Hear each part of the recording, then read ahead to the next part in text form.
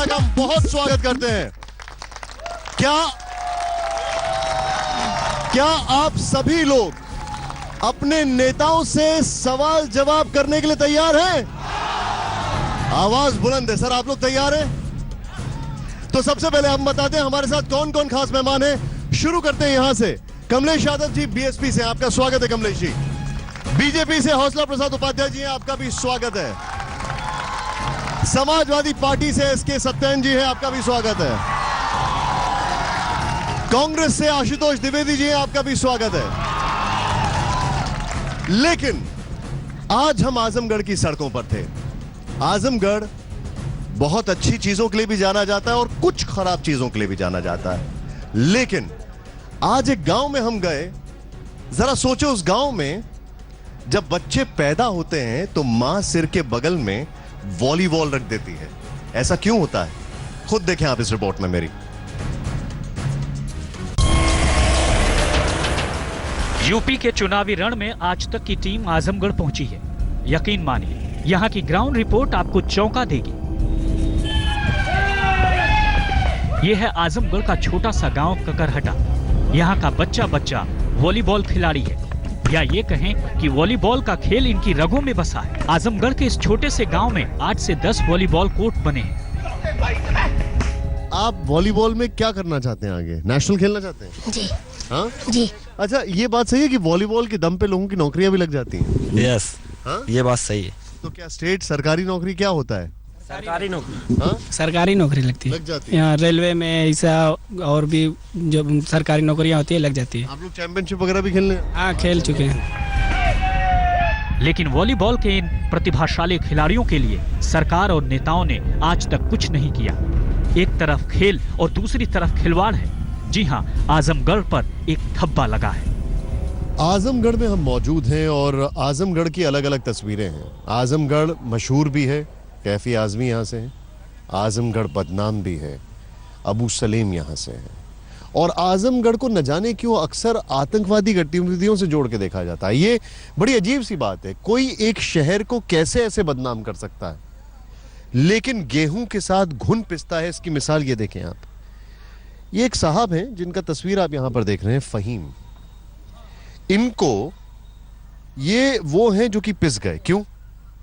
इनको पुलिस पकड़ के ले जाती है, उठा के ले जाती है, आतंकी समझती है, बाइज्जत बरी होते ही हैं। फहीम हमारे साथ खड़े हुए हैं। फहीम साहब, ये रखें अपना कागज। आप मुझे ये बताएं कि कब की बात है, क्या हुआ था आपके साथ? 2001 की बात है। मैं दुबई से आया था, एसटीएफ वाले उठा के ले गए मुझको लखनऊ। टॉर्चर किया मुझको, कह रहे तुम इमरान हो। क्या टॉर्चर किया? पानी का टॉर्चर किया, उल्टा लटका के मारा। आज भी सब दर्द होता है मेरे पैरों में। जी हाँ, फहीम को झूठे आरोप में फंसाया गया। उन्हें आतंकवादी साबित करने की कोशिश की गई। आजमगढ़ वाले इस दर्द को पूरे देश के सामने रखना चाहते हैं और सच्चाई बताना चाहते हैं। आजमगढ़ जिले में करीब 2.5 लाख मुस्लिम मतदाता हैं। यहाँ 4 मार्च को छठे चरण में वोटिंग है। पूरा आजमगढ़ उम्मीद करता है इस चुनाव से उनकी किस्मत बदलेगी, शहर का विकास होगा, उनकी तरक्की होगी।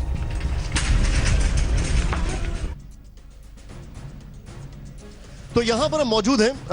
कुछ लोगों के सवाल हैं, उसके बाद अगली खबर पे आएंगे। क्या सवाल है आपका, बताइए। मेरा सवाल यह है कि बहुजन समाज पार्टी कहती है कि मैं सबसे ज्यादा मुसलमानों को टिकट दी हूं, जबकि बहुजन समाज पार्टी में टिकट जो है बेचे जाते हैं, ना कि दिए जाते हैं। ये आपका सवाल है, सवाल पे पूछेंगे। आपका सवाल क्या? अखिलेश सरकार ने एजुकेशन के लिए क्या किया? अखिलेश सरकार ने एजुकेशन के लिए क्या किया? बहुजन समाजवादी को टिकट को लेकर सवाल है। बहुत सवाल पूछ रहे हैं लोग, लेकिन इन सवालों के चलते आज अमेठी में क्या हुआ जानते हैं आप? अमेठी के गांव ने आज वोट ही नहीं डाला। ऐसा कैसे हो सकता है? जरा ध्यान से देखें इस रिपोर्ट में। यह है अमेठी का परसौली गांव और आज तारीख है 27 फरवरी। यह हम इसलिए बता रहे हैं क्योंकि आज यूपी में 5वें चरण की वोटिंग हुई। वोट अमेठी के परसौली गांव में भी पड़ने थे, लेकिन यहां पसरा रहा नील बटे सन्नाटा। आप तस्वीरों में देख सकते हैं कैसे पोलिंग बूथ वीरान पड़ा है। यहां अधिकारी तो हैं, लेकिन कोई वोटर नहीं। सुनसान पड़ा है परसौली गांव का ये प्राथमिक विद्यालय। जी हां, जब छुट्टी हुई तो शायद यहाँ पे आ रहे अधिकारियों ने भी ये नहीं सोचा होगा कि स्कूल की छुट्टी तो भले ही हो गई है, मगर वोटरों की भी छुट्टी हो जाएगी। देखिए आप, यहाँ कोई कतार नहीं लगी है, कोई सुबह से आया नहीं है। पांचवें चरण में 11 जिलों की 51 विधानसभा सीटों पर वोट डाले गए। फिर अमेठी के परसौली गांव में ऐसा क्या हुआ कि यहां एक भी गांव वाला वोट डालने नहीं पहुंचा। अब आज तक की टीम ये जानने पहुंची कि आखिर क्यों पूरे गांव ने मतदान का बहिष्कार कर दिया। तो गांव वालों ने सारे दुखड़े सुना दिए। यही रोड की है और काय की नाराज की है। रोड बन जाए और लाइटिंग बन जाए, सबको सुविधा हो जाए सब चीज की, बस। कुछ नहीं बदला हमारे यहाँ, जैसे पहले था वैसे अब आज तक है। इसीलिए हम लोग ने वोट नहीं दिया है, न वोट देंगे जब तक हमारे गांव की समस्या नहीं बन जाएगी। और ये लोग नेता लोग आते हैं जो इलेक्शन रह जाता है, जैसे 2-4 दिन 10 दिन वो आते हैं तो मतलब यही वादा करके चल जाते हैं और वादे पे मतलब वही वादा खिलाफी हो जाती है। गांव वालों की माने तो हर बार नेता आते हैं और बड़े बड़े वादे करते हैं और जब वादों को पूरा करने का वक्त आता है तो पीठ मोड़कर चल देते हैं।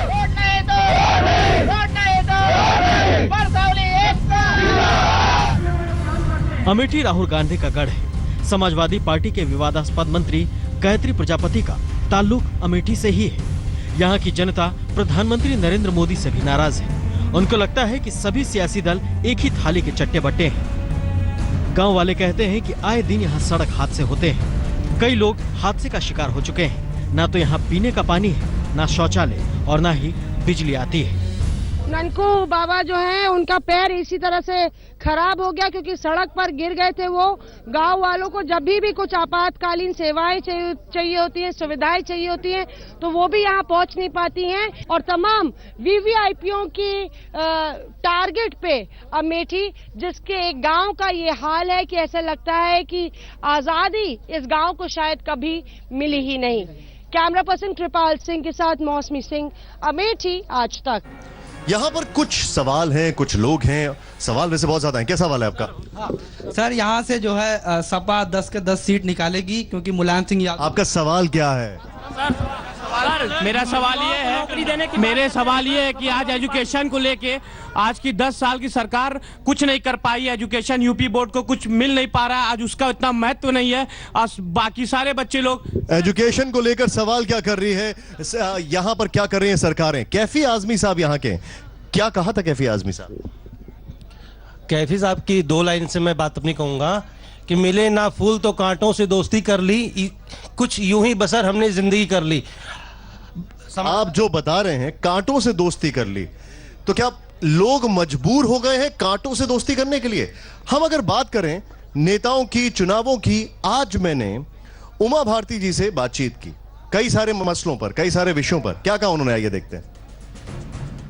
उमा भारती जी हमारे साथ हैं, इनको कोई भी इंट्रोडक्शन की जरूरत नहीं है।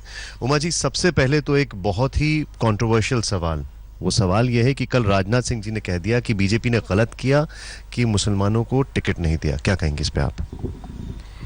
हमारी पार्टी में नजमा हेपतुल्ला जी अभी तक मंत्री थी, अब गवर्नर हैं।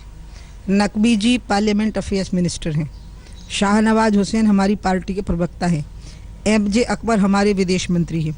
अब रही टिकट देने की बात, तो पार्लियामेंट बोर्ड में सारी बातों का डिस्कशन होता है और फिर फैसला होता है। जाति और धर्म के दायरे में फैसला नहीं करते। बाकी राजनाथ जी ने जो ये बात कही है कि भूल हो गई, तो वो तो स्वयं पार्लियामेंट बोर्ड में थे, तो ये भूल उनकी उपस्थिति में हो गई, इसका उत्तर उनको देना है। केंद्र सरकार की तरफ से हो या कैंपेनर्स की तरफ से हो, आपको लगता नहीं है जहर और ज्यादा होता जा रहा है? उत्तर प्रदेश में मैंने देखा कि ये बिल्कुल तय किए थे कि इन्हें केंद्र की सरकार की कोई भी स्कीम यहाँ लागू नहीं होने देनी। मुझे गंगा में दिक्कत आई, मैं जल संसाधन मंत्री हूँ, मुझे जल संसाधन के कई चीज़ों में दिक्कत आई। इनके आपस के ही डिस्प्यूट थे, इनकी शिवपाल से ही नहीं बनती थी, शिवपाल और आजम की नहीं बनती थी। अखिलेश बिल्कुल कंट्रोल नहीं कर पाते थे। आज ये भाषण देते फिर रहे हैं, लेकिन मैंने इनके अंदर असहायता की स्थिति देखी है कि कंट्रोल नहीं कर पा रहे थे। तो इसलिए, और अब आ गई है आरोप और प्रत्यारोपों में जहरीलापन आ गया है, और वो इस हद तक उतर आए हैं कि उनकी पत्नी, उनका परिवार सब मोदी जी को गालियाँ देने पर तुल गए हैं। मैंने उत्तर प्रदेश में बहुत कैंपेनिंग में भाग लिया है, मैं आपको बताऊं, अयोध्या आंदोलन के समय से, लेकिन फिर भी एक मर्यादाओं का हम ध्यान रखते थे। अब की बार पहली बार ऐसा हुआ है जब समाजवादी पार्टी ने और कांग्रेस ने अपनी मर्यादाओं के उल्लंघन किए। जो कैंपेनिंग का स्तर जा रहा है, अगर आप लोग साथ एक टेबल पर बैठना चाहें तो वो भी नहीं बैठ सकते हैं, इस तरीके से कैंपेनिंग होती जा रही है। इन्होंने ऐसा बनाया है अपने आप को प्रस्तुत किया है, अखिलेश ने, मायावती ने, राहुल ने, और वाकई इसलिए कसाब ही हैं ये। जैसे एक कसाब के साथ अब तो मैं भी कह सकती हूँ जिस प्रकार का इन्होंने बर्ताव किया है, जैसे मजाक बनाए हैं, जैसे गाने बनाए हैं, जैसी बातें बोली हैं, जैसे योगी आदित्यनाथ को कहना बाबा बिजली का तार छूले झटका खाएगा तो अकल ठिकाने लग जाएगी, ऐसी बातें बोलना, दिल वाले दुल्हनिया ले जाएंगे और गब्बर में बदल गया, ये बातें राहुल के मुंह से एक प्रधानमंत्री के लिए निकलना। और मैं तो ये कह सकती हूँ कि अमित शाह जी ने इनके लिए जो कसाब शब्द का प्रयोग किया ना, बिल्कुल सही किया है। ये वो लोग हैं जो देश को नुकसान पहुंचाने में और वोट पाने के लिए किसी भी हद तक जा सकते हैं। एबीवीपी के लोग मुझे रेप की धमकी दे रहे हैं, गुरुमेहर कौर उसका नाम है, आप इस पर क्या कहेंगी? मैं गुरुमेहर को कहूँगी कि या तो वो मुझसे संपर्क करे या मैं उससे संपर्क किए लेती हूँ। कई लोग ऐसे लोग हैं जो हमारे संगठन को बदनाम करने के लिए हमारे संगठन में आ जाते हैं और वो ऐसी हरकतें करते हैं। एबीवीपी के लोग ऐसा कर ही नहीं सकते। मैं गुरुमेहर कौर को कहूँगी कि थोड़ा उनकी आइडेंटिटी को एग्जामिन करावें, अन्यथा मुझे वो नाम भेज दें, मैं खुद पकड़ के बताऊँगी कि हमारे लोग नहीं थे। मैं आपको बताऊं, अगर लोगों की बात की जाए तो जो जनता है वो बड़ी जागरूक है। जब पीछे से चिल्लाने की आवाज आती है तो यहां पर जो लोग बैठे होते हैं वो बोलते हैं यही लोग आजमगढ़ को बदनाम किए हुए हैं। लेकिन हम आपको ये बताना चाहेंगे कि आज चुनावों में जो तीखी बोली थी वो देखने वाली थी। अखिलेश यादव वार करते हैं, मायावती जी वार करती हैं, प्रधानमंत्री मोदी वार करते हैं। क्या कहा तीनों ने, आइए देखते हैं।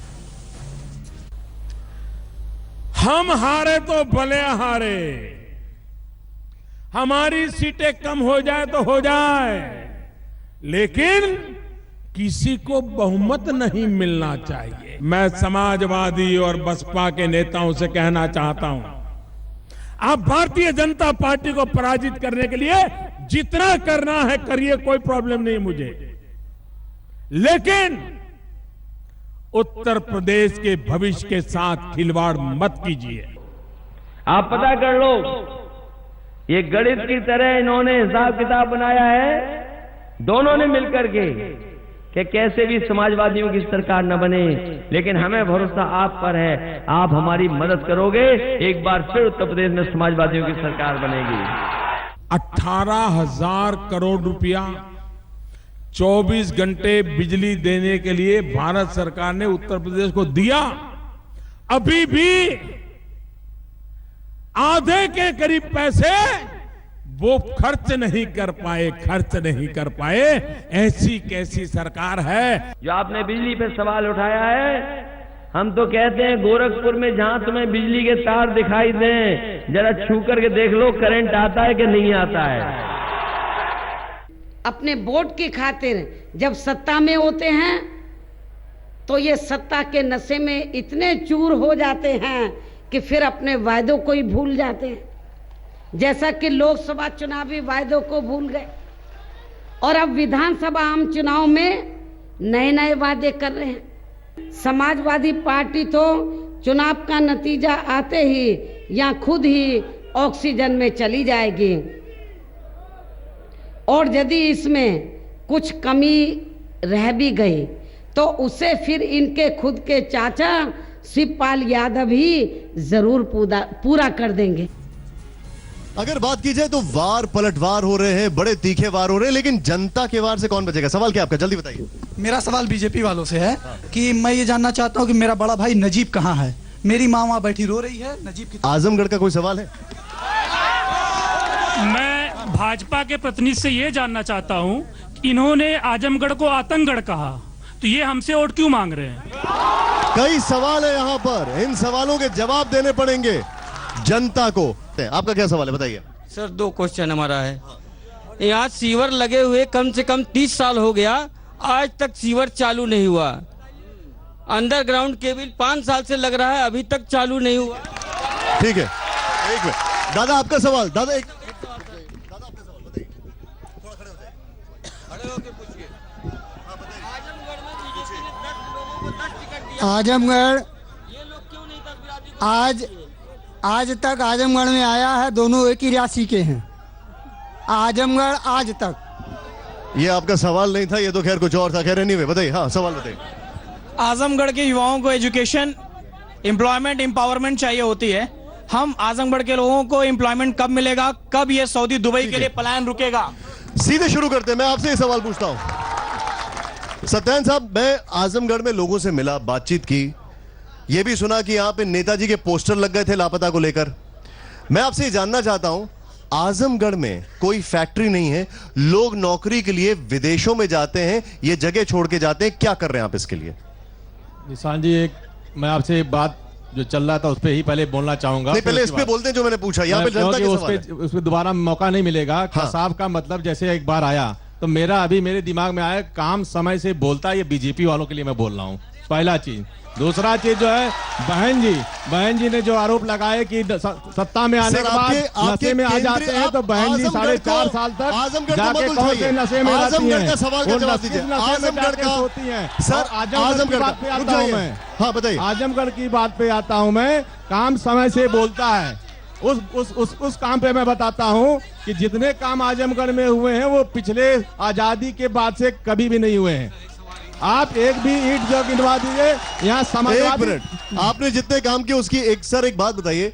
आजमगढ़ में पीजीआई अस्पताल था, इनके टाइम पे बना था, आपके टाइम पे बर्बाद हुआ, इनके टाइम पे फिर आबाद नहीं हुआ, क्या कहेंगे आप इस पर?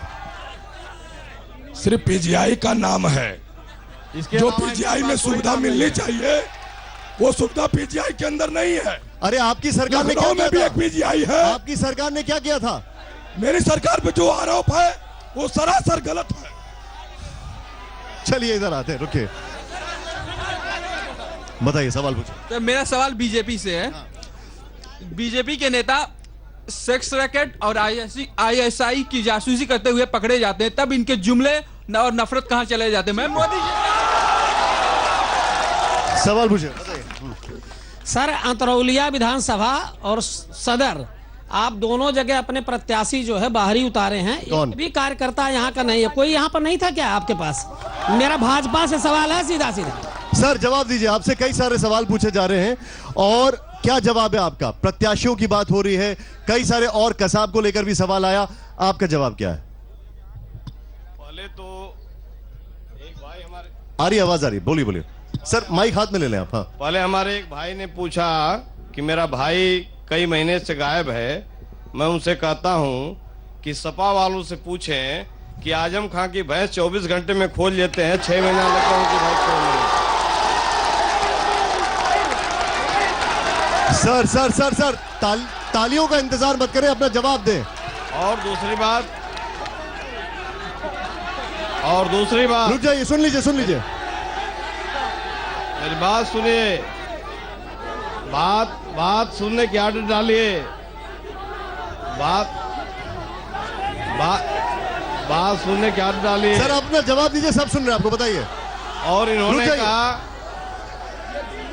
रुक जाइए, हाँ अपना जवाब दे सर। अतरौलिया से सवाल पूछा गया है। जो भी कार्यकर्ता लड़ रहा है वो अतरौलिया का ही रहने वाला है, अतरौलिया गांव का रहने वाला है, और आजमगढ़ का जो कार्यकर्ता लड़ रहा है वो आजमगढ़ का ही रहने वाला है। मैं आपको बता दे रहा हूं। एक मिनट सर, ये आप एक मिनट सर रुक जाइए।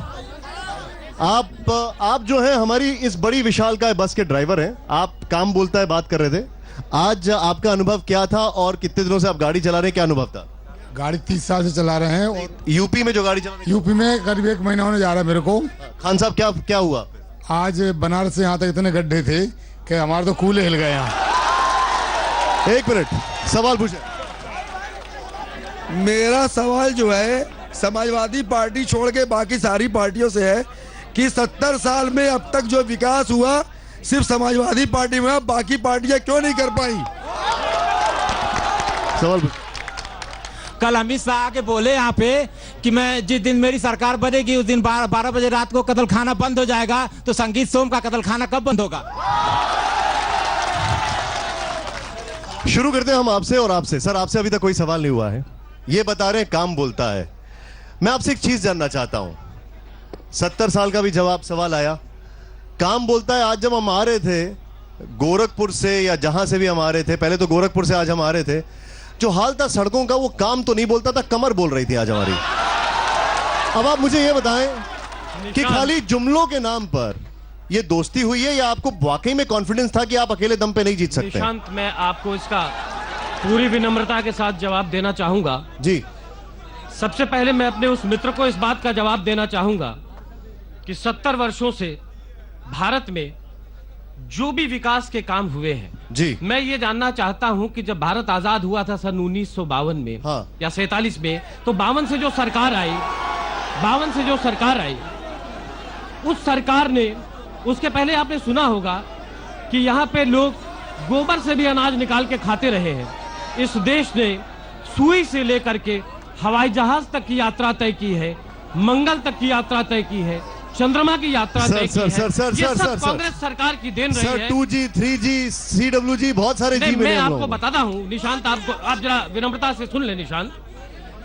यूपीए 2 की सरकार में ये जो हमले हुए, इसका जो ऑथेंटिसिटी है ये अभी तक भी प्रूव्ड नहीं है। और आप ये भी जान लीजिए सर, एक मिनट, कि यूपीए 2 में एक मिनट हमले, सर आप तो 47 और 52 में भी गड़बड़ करके, एक मिनट जाइए सर, एक सेकंड सर, मेरा आपसे सवाल है, एक मिनट सर, एक सेकंड आपसे सवाल है। आपके यहाँ पर इतने सारे एमएलए हैं, आपकी सरकार है, आजमगढ़ में कहते हैं 90% बेरोजगार है और सिर्फ 3 रोजगार है, पहला डॉक्टर, दूसरा स्कूल और तीसरा नेता।